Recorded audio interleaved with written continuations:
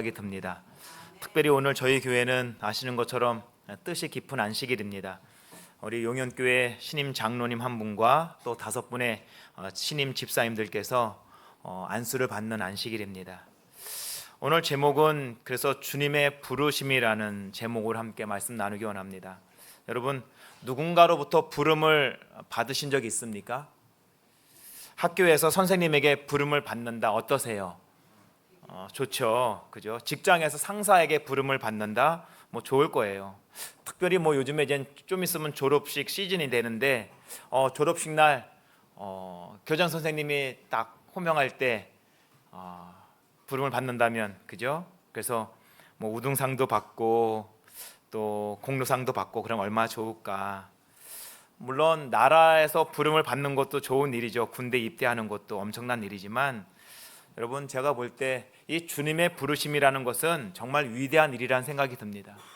우리 같이 연약한 사람들이고 죄가 많은 사람들이지만 주님께서 우리를 부르셨다, 불러서 성도로 부르신 것도 참 감사한데 그 위에 또 함께 일할 수 있는 직분을 주셨다는 건 너무 감사한 일이고요. 집사로 부르시고 장로로 부르셨다는 것은 정말 특별한 일인 것 같습니다. 그러니 보니 우리 사위가 집사 안수식을 받는다고 하니 100km가 넘는 거리에서 우리 장로님이 달려오시지 않았습니까? 손장로님이. 또 사랑하는 두 자녀가 아버지의 안수식을 축하하기 위해서 또 오늘 교회를 출석하시고, 그런 걸 봤을 때 참 하나님의 부르심이란 그 자체가 위대한 사실이라는 걸 좀 깨닫게 됩니다. 여러분, 오늘 제가 함께 나눌 말씀은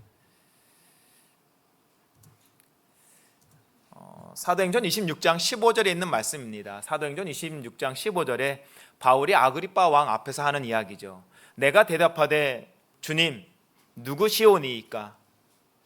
주께서 이르시되 나는 내가 박해하는 예수라. 그 다음에 이렇게 말씀하세요. 일어나 너의 발로 서라. 내가 내게 나타난 것은 곧 내가 나를 본 일과 장차 내가 내게 나타날 일에 너로 종과 증인을 삼으려 함이니라고 말씀하십니다. 근데 여러분, 솔직히 우리 성경에는 이 15절과 16절에 그냥 나는 내가 박해하는 예수라, 그 다음에 뭐라고 되어 있어요? 일어나 내 발로 서라라고 되어 있는데 이 헬라 원문에는 여기에 빠진 것이 하나 있습니다. 접촉사가 하나 빠졌어요. 그게 뭐냐 하면 알라라는 단어입니다. 알라라는 단어예요. 이 말은 어떤 말이냐면 그러나, 헬라 말로는 그러나 아니면 뭐뭐에 불구하고, 뭐뭐에도 불구하고라는 단어를 갖고 있는 접속사입니다. 그러니까 15절의 말씀을 보면 나는 내가 박해하는 예수라, 그 다음에 뭐예요? 그러나 너는 일어나 내 발로 서라라는 것이에요. 그럼에도 불구하고 너는 발로 일어나 서라라는 것입니다. 왜 그러셨을까요? 왜 바울에게 주님께서는 왜 그러나라는 단어를 붙이셨을까요? 뭐 때문에? 여러분, 우리는 너무나 잘 알죠. 바울이 어떤 사람이었는지, 그죠? 여러분, 초대교회 한참 흥황할 때, 사람이 필요할 때 바울이 어떤 일을 해요? 스데반을 죽이는데 가편 투표를 던집니다. 어찌 보면 기독교 문화에서, 지금 이스라엘의 문화에서는 바울이란 사람은 하나님께로부터 쓰임받으면 안 될 수 있는 사람입니다. 근데 주님께서는 그런 바울에게 말씀하시죠. 나는 내가 박해하는 예수라, 그러니 넌 나쁜 놈, 이렇게 말씀하시지 않죠. 너는 사용할 수 없어, 이렇게 말씀하시지 않아요. 뭐라고 말씀하신다고요? 그럼에도 불구하고 뭐라고요? 일어나라는 것입니다. 왜 그러셨을까요? 저는 이 표현을 보면서 너무나 멋진 표현 아닙니까? 오늘 우리에게 너는 나를 박해했지만 나는 너를 선택했다는 것입니다. 왜 저는 주님께서 그 많은 사람들이 있음에도 불구하고 왜 바울을 선택하셨을까? 여러분, 이 시대에 누구도 있어요? 이 시대에 12제자 가운데 유다는 죽었으니까 11제자가 아직도 남아 있습니다. 충분하지 않아요? 그 11제자 데리고 마띠아라는 제자가 유다 대신 또 들어오지 않습니까? 그럼에도 불구하고 왜 주님께서는 굳이 바울이라는 사람을 부르셨을까? 왜 부르셨을까? 왜 바울을 선택했을까? 어찌 보면 이런 질문이죠. 왜 나를? 왜 나같이 변변치 못한 사람을 주님께서 오늘 부르셨을까? 그러고 보니까 여러분, 주님께서 선택하는 사람들은 특징이 있습니다. 특징이 있어요. 어떤 특징이 있나? 여러분, 예레미야 1장 1절이 예레미야 1장 1절에서는 예레미야를 이야기하면서 이렇게 말씀하세요. 베냐민 땅 아나돗의 제사장들 중 hil기야의 아들 예레미야의 말이라. 여러분, 예레미야라는 선지자, 어떤 선지자죠? 예레미야 하면 여러분 뭐가 떠오르세요? 눈물의 선지자예요. 뭐 다 알아. 눈물의 선지자입니다. 여러분, 이 예레미야 고향이 어딘지 아십니까? 아나돗이라는 곳이에요. 여러분, 이 아나돗이라는 곳은요, 어떤 곳이냐 하면 제사장 가운데 아비아달이라는 제사장이 있었거든요. 근데 이 아비아달은 파면된 제사장입니다. 그러니까 누구의 집안이에요? 파면된 제사장의 아비아달의 후손이 지금 예레미야예요. 우리 같으면 어떻게 할까요? 우리 같으면 그런 예레미야를 부르시는 것을 보면 하나님은 우리가 생각하는 거랑 다르죠. 그분은 가문을 보거나 외모를 보는 것이 아니라, 그죠? 그러고 사람을 부르시지 않아요. 또 한 사람 소개해 드려볼까요? 여러분, 이스라엘의 등불이 꺼져갈 것 같은 그런 분위기 때 하나님께서 누구를 부르십니까? 사무엘을 부르십니다. 사무엘을 통해서 이스라엘이 회복이 돼요. 근데 여러분, 사무엘이 어느 집안인지 아세요? 사무엘이라는 사람이? 여러분, 사무엘은요, 아론의 후손이 아니에요. 사무엘의 선조가 누구냐면 고라입니다. 고라 집안이에요. 고라 집안. 그런 고라 집안에서 누가 나왔어요? 사무엘이라는 정말 특출난 사람이 나온 것입니다. 왜 그럴까요? 그러니까 하나님은 여전히 학벌이나 교육 수준을 보지 않으세요. 외모를 보지 않고요. 뭘 보실까요? 왜 하나님께서는 이런 정말 파면된 제사장의 후손인 예레미야를 부르시고 그 엄청난 고라, 여러분, 고라는 어떻게 죽죠? 땅이 입 벌려서 지진 나서 돌아가잖아요. 그런 후손이에요. 그런 후손. 왜 하나님께서 이런 사람들의 후손을 부르셨을까? 무엇 때문에? 그런 거에 비하면 사도 바울은 어떤 사람입니까? 지금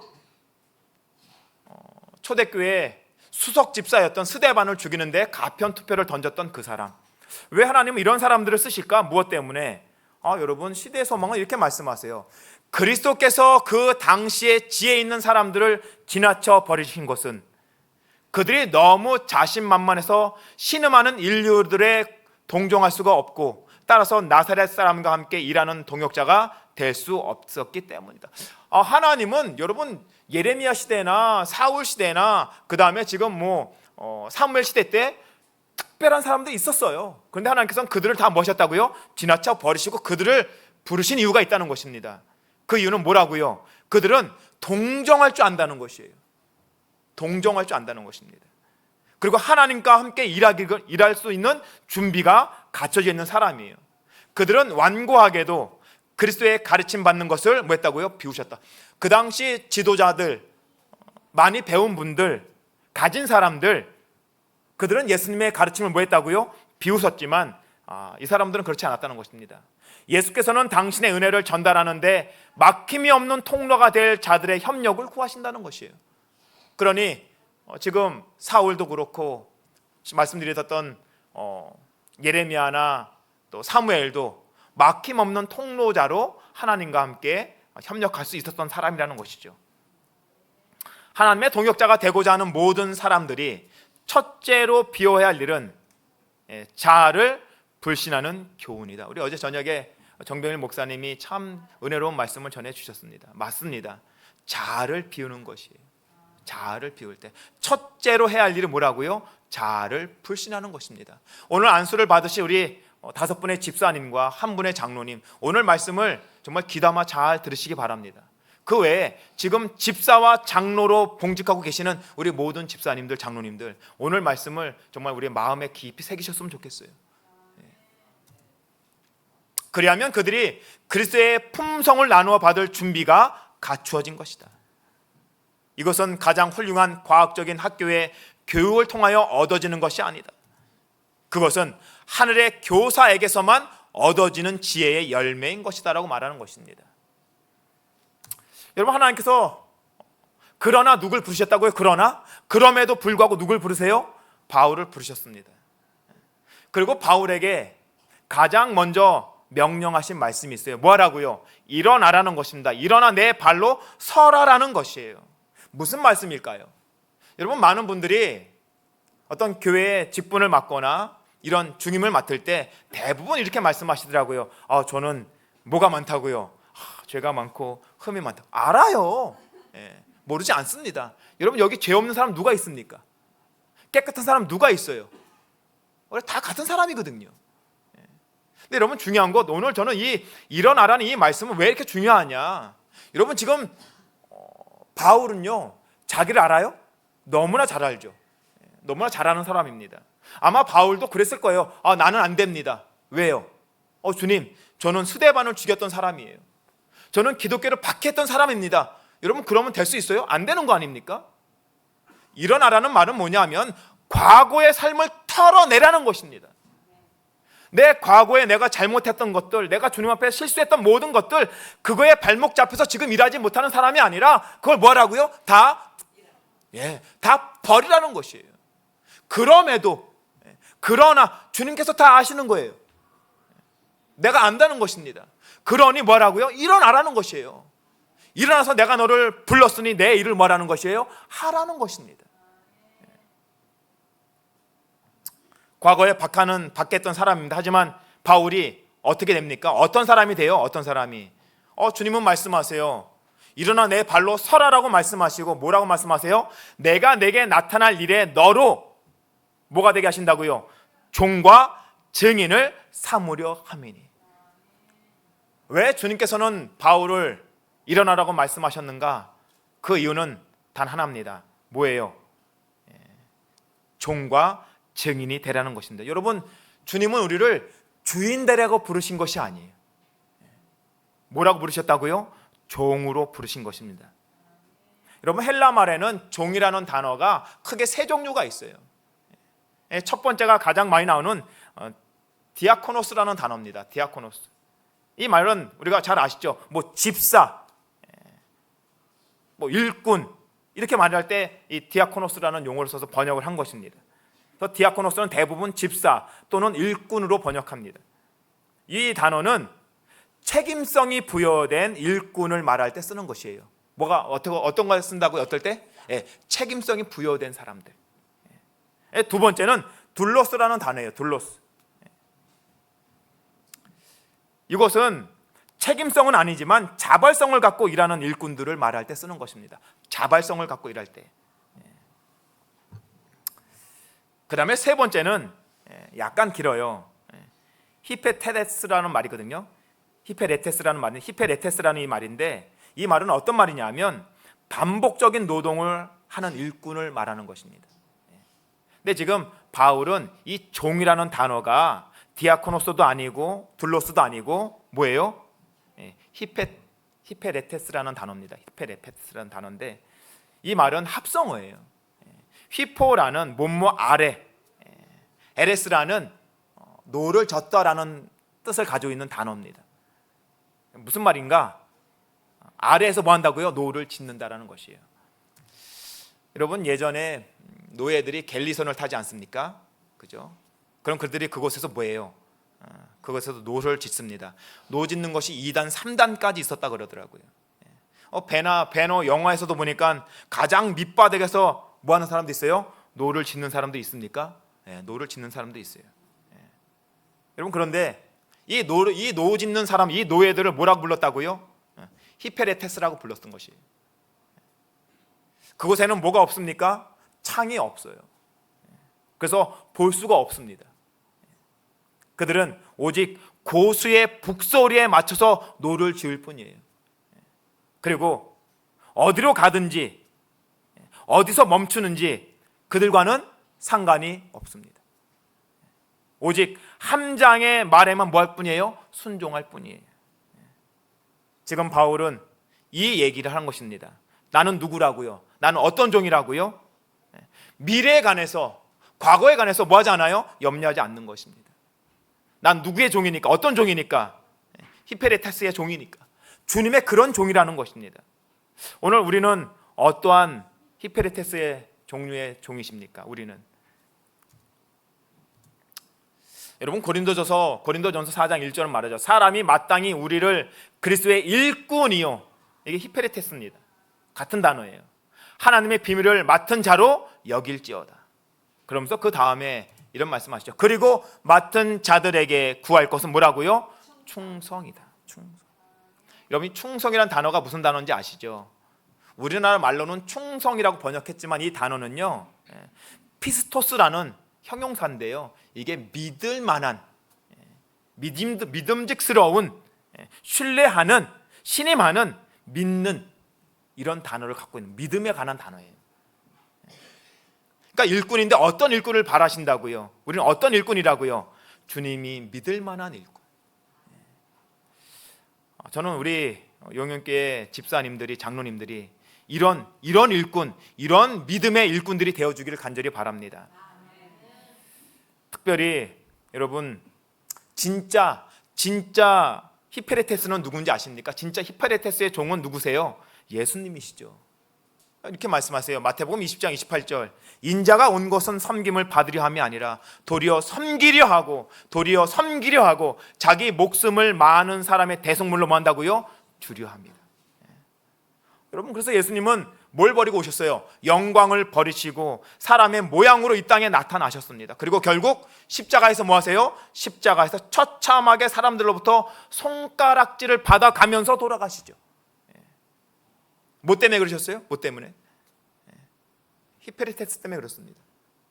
그분은 하나님을 신실히 믿었고 그 뜻대로 그 길을 뭐 하세요? 걸어가신 것이죠. 그래서 여러분, 예수님은 누구의 음성에 순종하시던가요? 예수님께서는 예수님이 뜻대로 하신 게 아무것도 없다고 말씀하십니다. 그분은 오직 아버지의 음성을 듣고 그분의 뜻대로 삶을 사셨죠. 당신의 뜻대로 하신 것은 아무것도 없어요. 두 번째는 뭐라고 부르셨다고요? 뭐하라고? 증인으로 부르셨다는 것입니다. 증인으로. 증인이란 것이에요. 솔직히 여러분, 우리는 이 단어가 어떤 단어인지 잘 압니다. 이 말은 마르투스라는 단어예요. 증인이라는 말은. 이 말에서 어떤 말이 파생됐냐 하면 말터라는, 순교라는 단어가 파생된 것입니다. 그러니까 증인은 곧 뭐라고요? 증인은 곧 뭐예요? 순교다. 증인 이꼬르 순교예요. 왜냐하면 그 당시에 그렇거든요. 그 당시에 사도 바울이 살던 그 시대에 예수님이라는 이름을 증거하면 뭐 하는 것입니까? 돌아가는 거예요. 죽는 것이에요. 그런데 여러분, 주님께서는 바울만 증인으로 부르신 것이 아니죠. 여러분, 사도행전 1장 8절은 말합니다. 오직 성령이 너에게 임하시면 너희가 권능을 받고 예루살렘과 온 유대와 사마리아와 땅끝까지 이르러 내 증인이 되리라 하시니라. 우리 모든 사람은 뭐예요? 다 증인인 것입니다. 사도행전 1장 8절은 이렇게 말합니다. 우리가 법정 앞에서만 증인이 아니고요, 어디서? 세상 앞에서 주님을 따르는 히페레테스의 삶을 살아가는 증인이라는 것입니다. 가정에서 주님을 주인으로 모시는 그런 삶, 그런 증인의 삶을 우리가 보여야 되는 것이고요. 주님께서 바울을 증인으로 삼으신 것은 그의 일생에서 어떻게 해요? 그리스도의 종으로 사는 모습을 보여주는 증인으로 부르신 것입니다. 이렇게 살아갈 때, 여러분, 우리가 그런 말씀 아래 살아갈 때 바울은요, 어디에서도 어떤 순간에도 그리스도인의 종과 증인으로 그의 삶을 드러내는 모습을 저희들이 알 수 있는 것입니다. 그런데 여러분, 성경에는 이와 유사한 말씀이 또 하나 있더라고요. 이사야 43장 10절이죠. 나 여호와가 말하노라. 너희는 나의 증인, 나의 종으로 택함을 입었나니 이는 너희로 나를 알고 믿으며 내가 그인 줄을 깨닫게 하려 함이라. 나의 전에 지음을 받은 신이 없었느니라. 나의 후에도 없으리라. 나 곧 나는 여호와라. 나 외에 구원자가 없느니라. 내가 고하였으며 구원하였으며 보였고 너희 중에 다른 신이 없었나니 그러므로 너희는 나의 누구라고요? 너희는 나의 증인이요 나는 하나님이니라. 여호와의 말이니라. 그런데 여러분, 이사야 42장 6절은 말하죠. 나 여호와가 의로 너를 불렀은즉 내가 내 손을 잡아 너를 보호하며 너를 세워 백성의 언약과 뭘 삼았다고요? 이방의 빛이 되게 하리니. 증인으로 부르신 것입니다. 근데 여러분 아시는 것처럼 주님께서는 이스라엘이 그런 증인으로 살기에 되기를 원하셔서 부르셨는데 그들은 주님을 주인으로 모시는 사람이 아니라 자기 자신을 주인으로 모시고 살아간 모습을 우리가 너무나 잘 압니다. 그 결과가 뭐죠? 그 결과가 바벨론에 끌려가고 예루살렘은 멸망당하고. 정말 참된 증인은 누구실까요? 참된 증인은 예수님이시죠. 라오디게아 교회 사자에게 편지하라. 아멘이시오. 충성되시고 참된 증인이시오. 하나님의 창조의 근본이시니가 이르시되. 여러분 7교회 가운데 어디 교회만 나와요? 이 참된 증인이 라오디게아 교회만 나옵니다. 그 교회에 나타난 주님의 모습이 참된 증인의 모습이에요. 여러분 참된 증인의 증언이 뭡니까? 뭘 아신다고 말씀하세요? 내가 내 행위를 안다라고 말씀하십니다. 오늘 우리의 행위를 너무나 잘 아신대요. 어떤 행위요? 어떤 모습이요? 차지도 뜨겁지도 않은 미지근한 상태. 여러분 교회 증언 말합니다. 사단은 그대들이 이름만의 그리스도인이 되기를 원한다. 사단은 우리가 이름만의 그리스도인이 되기를 원한답니다. 왜냐하면 그렇게 되면 그대들이 그의 목적에 더욱 잘 부합될 수 있기 때문이다. 만일 그대들이 형식만 갖추고 참된 경건이 없으면 사단은 그대들을 이용하여 다른 사람들도 동일한 자기 기만의 길로 유인할 수 있다. 여러분 바울은 주님을 만난 이후 그는 죽는 그날까지 단 한 번도 주님께서 자신을 히페레테스로 부르신 것을 부인하지 않습니다. 그리고 그는 마르투스에서 말토라는 순교의 삶을 살아가는 모습을 저희가 봅니다. 그리고 그가 뭐하지 않아요? 후회하지 않아요. 내가 주님을 믿은 것, 주님을 믿어서 내 모든 것이 다 날아갔지만, 목숨까지 포기했지만 그것 때문에 후회하는 한 번도 한 적이 없습니다. 결국 바울은 주님의 참된 증인으로 로마에서 뭐합니까? 순교하는 마지막 삶을 우리에게 보여주죠. 여러분 로마서 14장 8절 말합니다. 우리가 살아도 주를 위하여 살고 죽어도 주를 위하여 죽나니 그러므로 사나 죽으나 우리가 누구의 것이라고요? 주의 것이로다. 로마서 11장 29절 함께 읽어볼까요? 하나님의 시작. 하나님의 은사와 부르심에는 후회하심이 없느니라. 여러분 하나님의 부르심에 그 은사에는 뭐가 없어요? 후회하심이 없어요. 우리는 후회하는지 모르요. 우리는 후회할 수 있지만 하나님 우리를 부르신 그 구원에 그 은혜에 부르심에 하나님은 후회하심이 없습니다. 저는 오늘 말씀을 마치면서 정말 우리 오늘 안수받는 우리 집사님 장로님들 이 말씀으로 우리가 다시 한번 올 한 해 솔직히 오늘 안수받는 분들은 평생에 한 번입니다. 우리는 연년마다 볼 수 있겠죠. 집사 안수식이나 장로 안수식을 뭐 매는 아니지만 거의 종종 볼 거예요. 하지만 오늘 안수를 받으시는 분들은 평생에 한 번일 것입니다. 집사는 평생 한 번일 것이고요. 장로도 평생 한 번일 것이고요. 그 외에 우리 집사님들 미리 이 안수식을 하셨던 분들이십니다. 다시 한번 우리가 주님의 참된 증인으로 참된 일꾼으로 서게 되시기를 바라면서 오늘 말씀 마치겠습니다. 우리 곧 이어서 바로 안수식 하겠습니다.